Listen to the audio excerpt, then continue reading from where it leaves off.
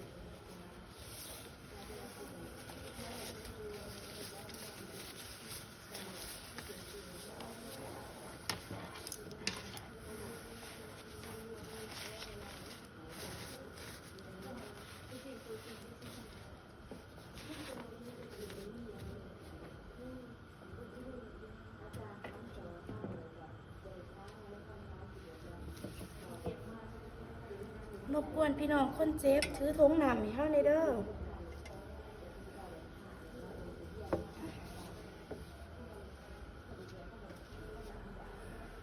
โดยอย่าเด้อเด้อ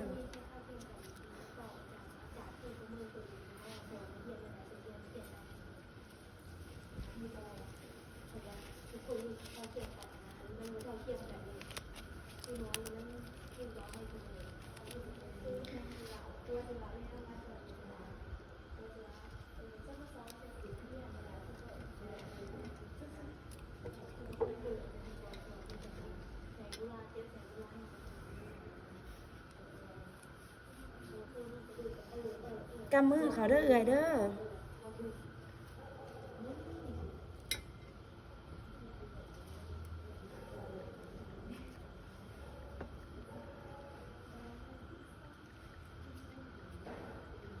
กำมือเขาเด้อเอื่อยเด้อโดย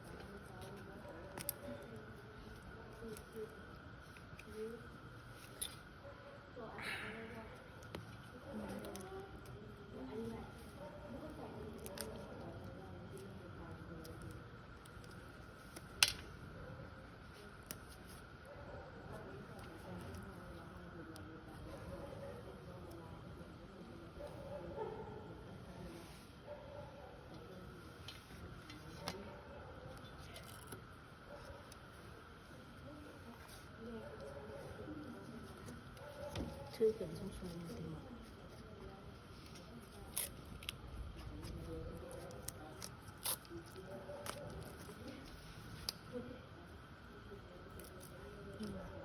แนวเด้อเอื่อยเด้อในระหว่างที่เฮาใส่ส่งน้ำให้เอื่อยถ้าหากว่าเอื่อยอยากเข้าห้องน้ำแม่นให้พี่น้องพาไปเด้อเอื่อยเด้อแต่ถ้าว่าหากเอื่อยแต่ถามว่าเอื่อยบ่มีผู้พาไปแล้วเอื่อยไปผู้เดียวแม่นให้เอื่อยใส่มือข้างหนึงย่อน้ำขึ้นเด้อเอื่อยเด้อย่อทุ่งน้ำขึ้นให้สูงเด้อเอื่อยเด้อโดยและย้อนแขนเบื้องที่เฮา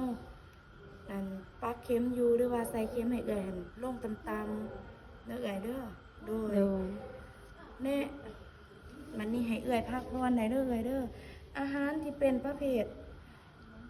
ของอันเผ็ดของเข้มน้องบ่อยากให้เอื่อยกินเด้อเอื่อยเด้อ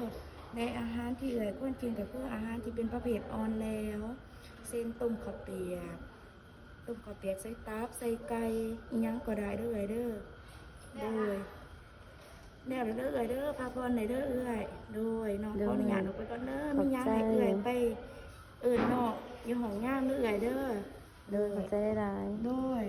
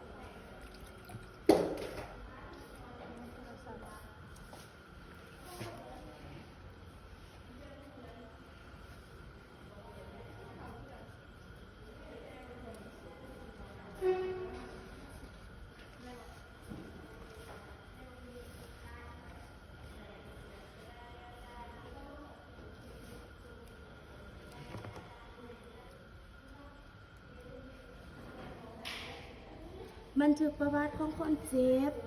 วันที่31เดือน3 2023ได้ใส่น้ำให้เอื่อยเพชรละวอนอายุ25ปีที่มีอาการคนเจ็บทายท่อโดยหลังจากที่ใส่น้ำแล้วประเมินอาการของคนเจ็บเห็นว่าคนเจ็บดีขึ้นและสามารถพักผ่อนได้